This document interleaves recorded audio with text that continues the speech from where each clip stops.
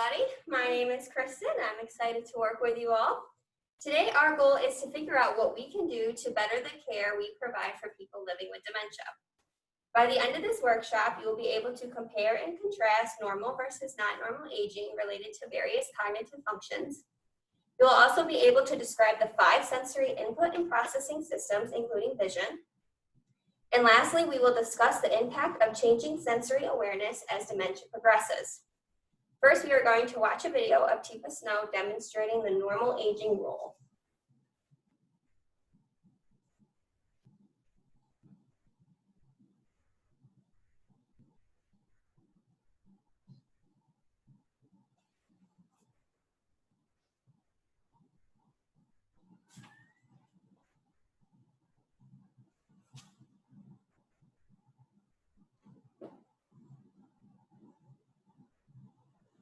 What we're going to talk about now is the difference between normal aging and non-normal. Now understand, I did not say dementia. I just said normal aging, not normal aging, because one of our big misconceptions in this country is that if it's not normal aging, it's going to be dementia. And that's not true. So we've got to get that one off the table. So what I'm going to do very quickly is give you 2 quick little role plays that are going to take you through normal versus not normal. So I'll do normal first. I'm in the living room. And I've been watching a TV program, and the program finishes, and I decide, you know what? I'm thirsty. I think I'm going to go make a pot of coffee. And I head toward the kitchen to make coffee. But before I get all the way in the kitchen, the telephone rings. And so I answer the telephone. Hello? Oh, hey, sweetheart. How have you been? Well, yes, of course I know who it is. It's, right on the tip of my tongue. It starts with B. Betty, of course it's Betty. Sorry. Recognized your voice right away, just couldn't think of your name. Yeah, senior moment. What? Oh, no, I'd love to get together. Oh, today? Okay, what? At 2 this afternoon? All right. Oh, at the mall. Okay, well, which end? Macy's. Oh, that's where JCPenney's was, right? They moved out and then I know what we're talking about. Absolutely. Menswear is at the same. Yep. I know where to be. 2 o'clock, I'll be there. Wait right inside the door. I'll be waiting right inside the door. It's supposed to be a little chilly Saturday. Yep. What? Oh, they opened a new chocolate store. Oh, well, you know me. You know what I'm gonna get. I'll get caramels. I always get caramels. You're gonna get. I know you like the white flaky stuff in the chocolate. Yes, coconut, of course. That's you. Huh? Oh, no, I'll be happy to call and see if Margaret wants to come. That'd be great. Yeah. All the vacation pictures? Oh, yeah, I'll bring them. Wait till you see yourself in that bathing suit. Oh, I was just kidding. Just teasing you. You know how I am. Such a teaser. She did that. I'm not going to say it, but she should have did that. Huh? What? No, I didn't say anything. I was just talking to myself. Writing a note. All right, sweetheart. Well, I'll see you then. Love you. Okay. Bye-bye.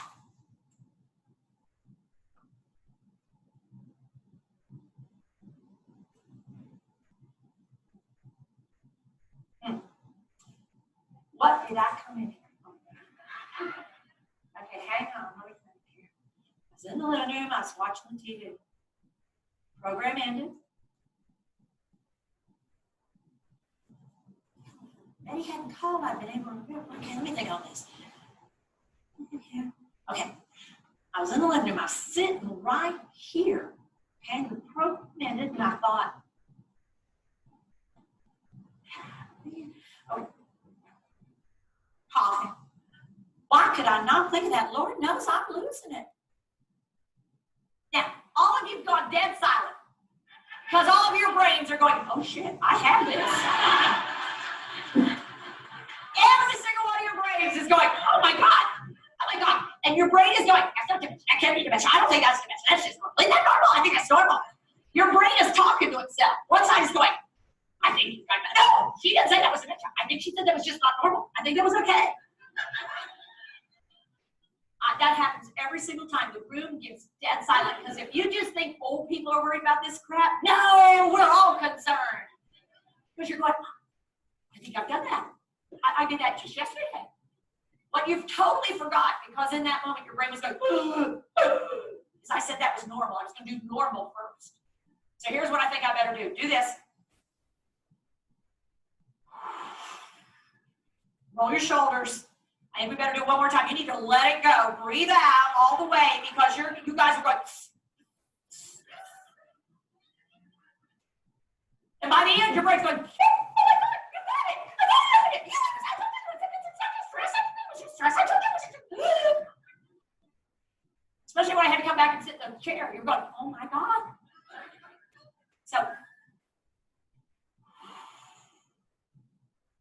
Okay, so before we move on. This lady is, but I love her.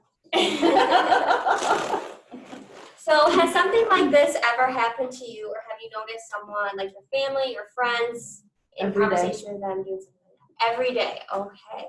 You or a family member? Myself. Yourself. Losing it. All right. I worked here too long. You worked here too long. I know we all say we're gonna end up on fine any day anyways.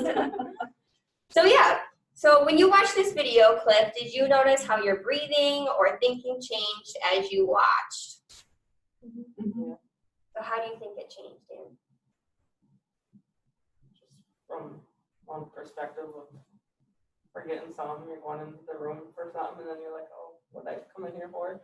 Right, You so walk back out. as she did it, you were like, okay, I've done that before. Yep, I've been there. Okay, yep, okay. So what seemed funny, but also a little anxiety provoking about that clip?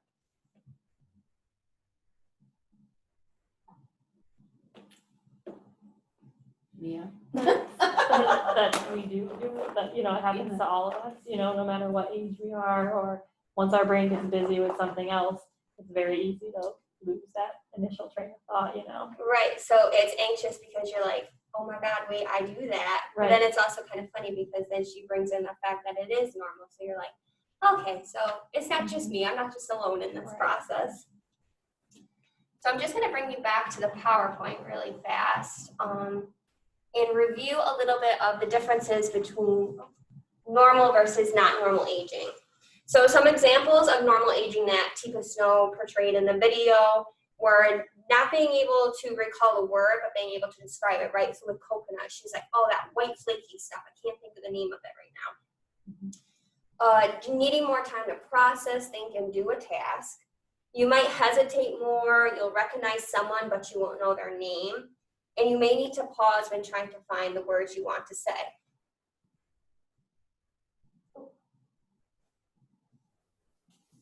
So dementia, we work with it every day. We see it all throughout our days. With dementia, your brain changes both chemically and structurally. This means their abilities and memories may come and go, but sometimes they can and sometimes they can't. And then this is a picture of a brain that is aging normally versus a brain that is aging with Alzheimer's disease. So when your brain gets anxious or nervous, it can dump cortisol, a stress hormone, into your system, which causes you to become more distressed and your brain doesn't work as well as it normally does.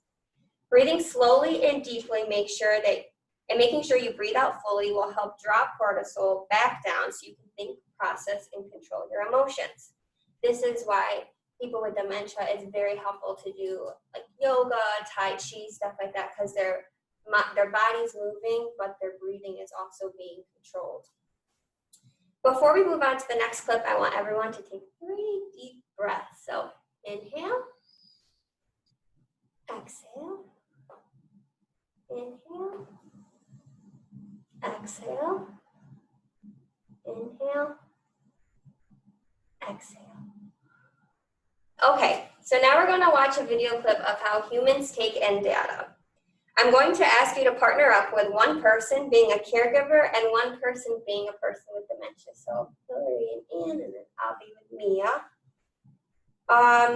And just do the motions that Teepa Snow does in the video. It helps reinforce 5 ways we take data into the brain.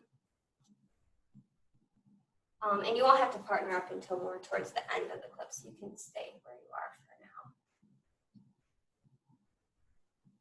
now. Okay, so here we go. Hand up. Human beings have 5 ways to take things from, do this, out there and get them in their brain. 5 ways to take data from the world around you and put it in here so you can use it. You can process it, you can understand it, you can appreciate it. So the number 1 way, notice how it's separated from all the others. It's special. Do this, be an artist. Visual data. Visual data is the most powerful incoming data. It is what human beings prefer, and it is what they want first in any way of collecting data. They want to see something first. It allows them to see it, and then they can start to think about what they want to do next. But what you see is the most powerful sensory input that you're going to get in your brain. Now, here's the interesting thing about vision. Show me what you see with. Point to what you see with. Here's what I'm going to tell you. Put your hand back here. This is where you process in your brain what you see. So brain activity in the occipital area, the back of your brain, is where you process visual input. There's a little bit of distance there, isn't there? What connects the input system to the processing system is wiring. And in dementia, all wiring goes on the fritz and then dies. Just so you know. So there's a lot of wiring here. It's complicated wiring. It's actually fairly complicated because how many eyes do you have? 2. So you've got to take in data from 2 eyes, integrate those 2 pieces of data, process it, and then make sense of it. So all that's happening in the back of your brain. I'll show you in a few minutes. There's a huge amount of your brain devoted to visual processing. It's huge. There's also wiring between what you see and some other parts. Second way that you get data in your brain, take your index finger. Oh, look at how it points to things. What you hear, auditory incoming. Auditory data is the second most important way that human beings get data into their brain. Auditory. But if you hear a sound off to the side, what will you immediately do? Look, because this is primary. This just alerts you to go look and see what it is you want to see. So when it comes to dementia, visual and auditory. People with dementia pay more attention and are getting more value out of what they see than what they hear. This is secondary, this is primary.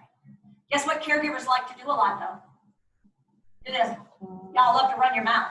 You think they're paying attention to what you're saying. What they're doing is watching you when you're saying it. They're picking up on your visual cues, but they're missing the content cues.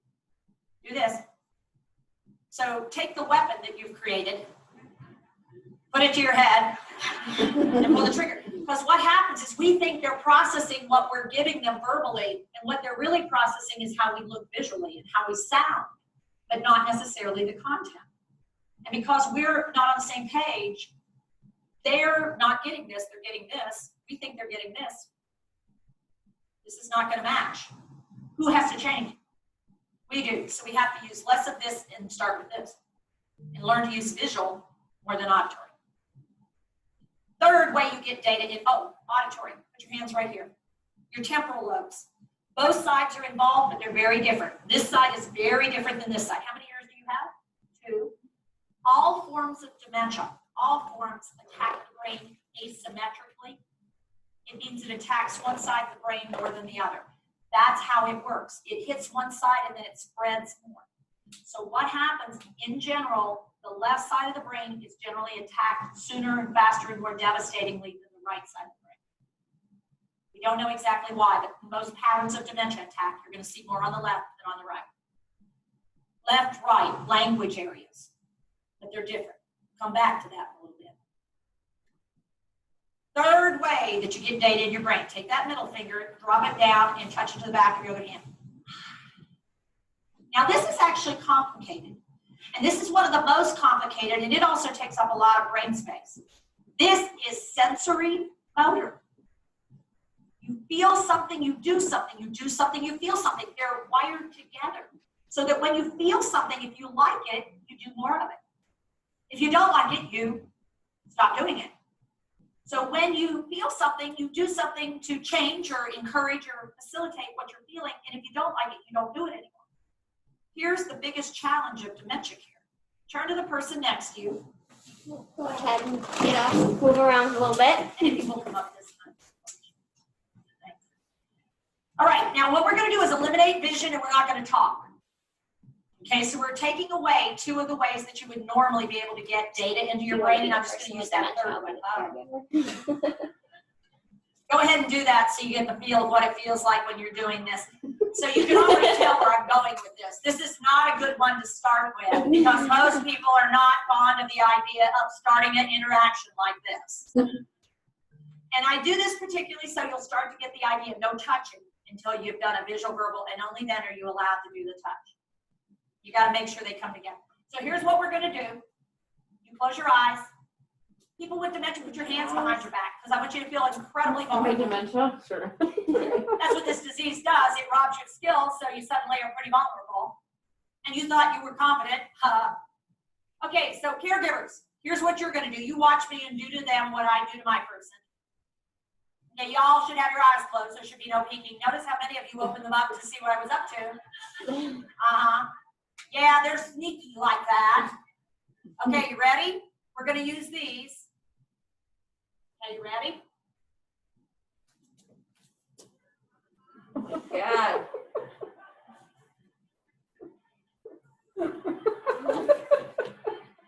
And now, one more. Now, I'm going to pause you. All right, so we're gonna pause for a second. You guys can sit back down if you want. That's great.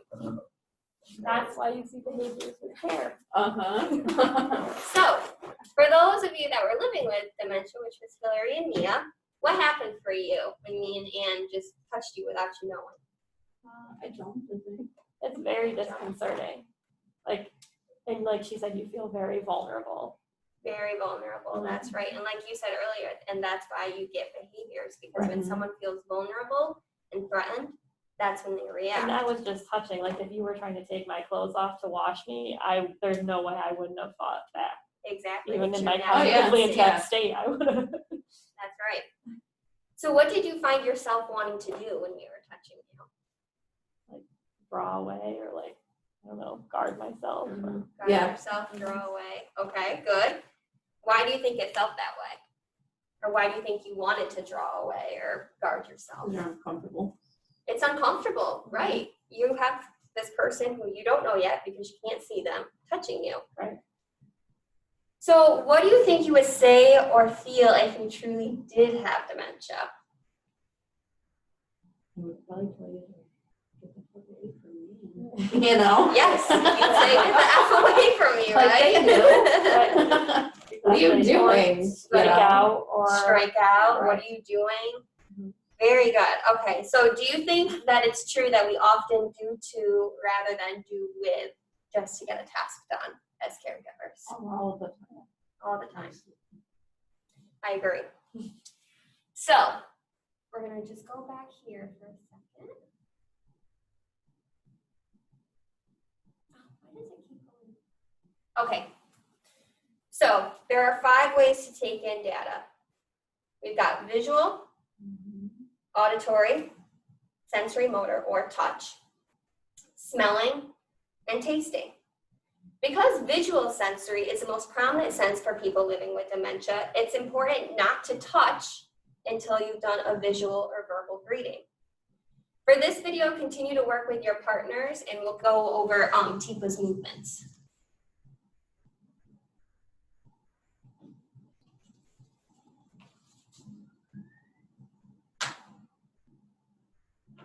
How many of you found at some point who were being touched, your eyes flew open? How many of you realize you had a really hard time not going, oh, wait a it minute, was hang hard on not there. to, though. Now, what I want you to do right now is touch yourself where we just touched you. So Go go ahead ahead and and touch touch yourself yourself. when we made the touches. Okay, so you're touching yourself where me and Ian just made those touches. How do you feel now? More comfortable. It's not anxiety provoking. More comfortable, right? Because you know where you're going to touch yourself. You know yourself and you know you're comfortable touching yourself. So how do you think it made you feel different from when we were touching you versus when you were not? How did you feel like internally? More calm, I guess. More It calm, wasn't like less stressful. anxious, right? Okay, good.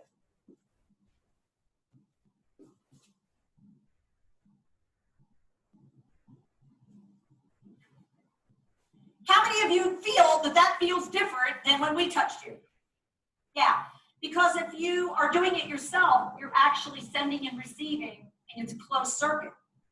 However, when we do to you, it's an open circuit, and for your brain, we eliminated the knowledge of where and when the touch was going to occur, and so your brain was going, oh, oh, oh, oh, oh, oh, oh, oh, oh, oh. It was a hyper alerting, and let me tell you something that we don't think about touch. Light moving touch. Light moving touch. Cockroaches crawling on your skin. Clothes rubbing across. Someone sneaking up on you. Light moving touch is an alerting, arousing touch. It's the hyper alert kind of thing. Danger, danger, Will Robinson. Because it says something's coming and you don't know what it is. And so what happens when we put our hands on people, even lightly, so you touch them lightly and say, "Wake up, sweetheart." Boom! Because it came out of nowhere. So what I'm going to do is have you try something a little different. So go ahead and pop your We'll touch really up work on again. this skill this afternoon, but I want you to test drive the model and see if it makes a difference. Okay? I want you to shake hands with the person. Now, I want you to tell me for a second, what's the most common contact we have with other human beings when we're greeting them and interacting with them? Hand contact, right? So shake hands, and notice the next thing you're going to want to do is leg up.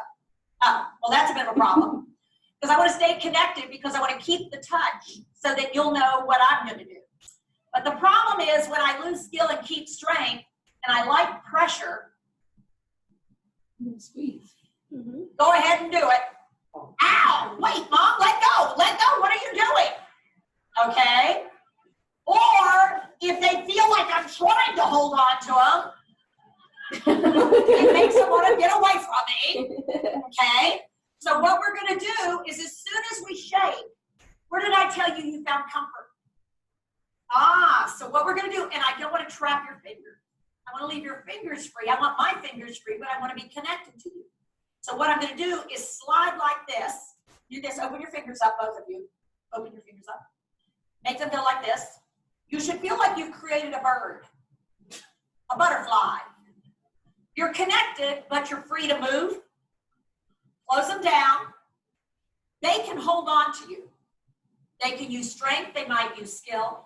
It's comforting because you got pressure down there at the palm. And here's the really cool part. Hold on to them with your strength fingers, and you still can use your skill fingers. How cool is that? And you turn it so you're underneath, which gives the sense of, I'm here to support you and help you, not to try to keep you from doing things. Okay? All right. Actually, I do that quite often, and I didn't even realize I do that. Yeah. So that is something, that's a way that we can do with instead of do to. So you guys can sit back down for a second. I've got some stuff to go over.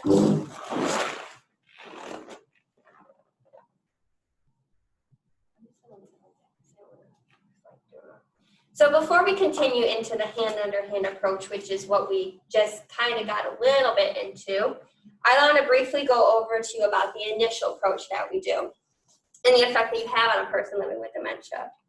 So making the initial connection with a resident is important to first provide a visual or verbal cue and start with offering your name or introducing yourself. So I would say, hello, I'm Kristen. Hi, Nice to meet you. So now you've done that handshake, and now you're ready to go in to do hand under hand. So it's important, even if, you know, this wouldn't work with someone who's a lot more alert and oriented, but when you are working with people with dementia, they don't know you that you worked with them yesterday. So an introduction is not a bad thing to start with. It might feel kind of stupid on our end, but to them, it's a whole new day. You're a whole new person. They've never met you before. Offering some background information or personal compliment or comment will also assist with the resident to be more comfortable with you getting tests done. We have a resident here who you introduce yourself and you talk about Cooperstown, New York, and she is compliant to do anything. You do anything else and she tells you to get away from her. So it's always important to add that personal touch to get them to be more like, okay, now you're more familiar to me. You know, you're speaking my language now. So it's always important to limit your words. Keep it simple and remember to wait, pause, and slow down if you're not getting the reaction that you want. If you're still not getting the results you want, sometimes it's best to stop what you're doing and back off. Give them the time they need. Think it through and then reapproach and try something different. You might just get the results you need. So now let's stay with your partners and practice that hand under hand shake and hold. So I want you to greet the resident living with dementia, extend your hand for handshake and hold it. Provide pressure for comfort, and a caregiver should rotate their hand so it's on the bottom, and you know you are at the ability to assist with completing the task. So everyone go ahead and try that again.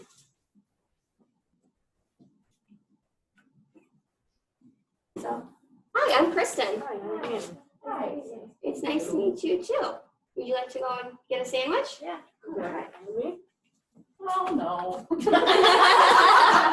Not really. All right, great job, everyone. So briefly to review using hand under hand, it will assist in making the residents feel more comfortable, independent, and will help complete the tasks that you need to get done. The goal of hand under hand is to connect, guide, and offer a sense of control, even if the caregiver is still doing mostly everything. Because when you have that hand under hand helping them move, they're getting that muscle memory back. And they're remembering, you're helping them eat a sandwich, but, oh, yes, I remember putting something to my mouth to eat it and then chew it and then swallow it. So we're just gonna watch some more of Tifa Snows. Y'all can sit back down if you want. Now, here's what we're gonna do. Oh, actually, I'm sorry, stay back up, point her up. Top and back of their hand. So get into that hand under hand. Get up, now this is an interesting phenomenon. The oldest sensory motor track in the human brain is eye hand. It is the one that develops first. You put a baby, sit it up at 3 months. What will happen if you let go? Down it goes. It doesn't even have trunk control.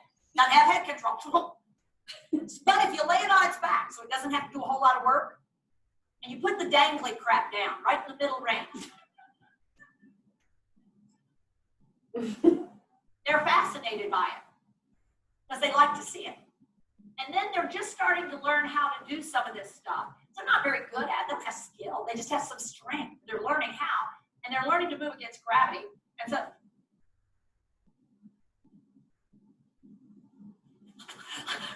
and you can watch them when they get it. It's like, look what I did. Did you see it? I have control. And suddenly their excitement builds because they have the feeling that they control the world. So what we're going to do, that's the oldest, most primitive sensory motor system in the brain. It's the one that is going to prevail the longest through the end of this disease. It'll be the last one I lose. I am. But I'll lose skill before I lose strength.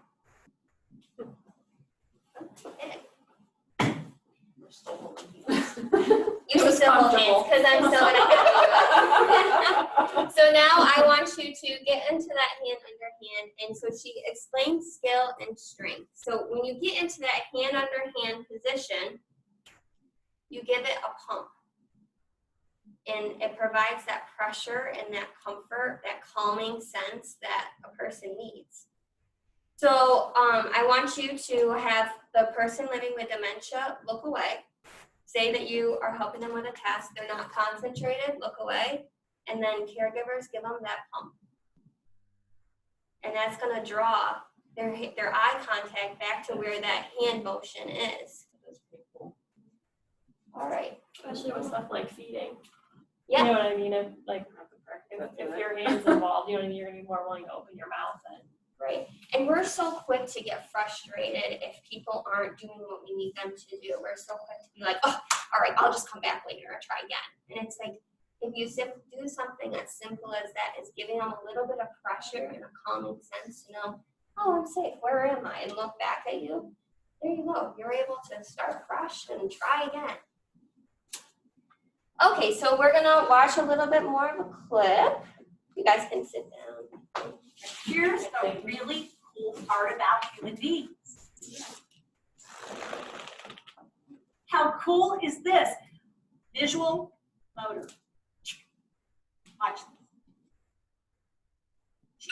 she's here, she's looking around. So let your partner look around for a second. They're distracted. The world's really interesting. They're excited. Well, how cool is this? Take your other hand.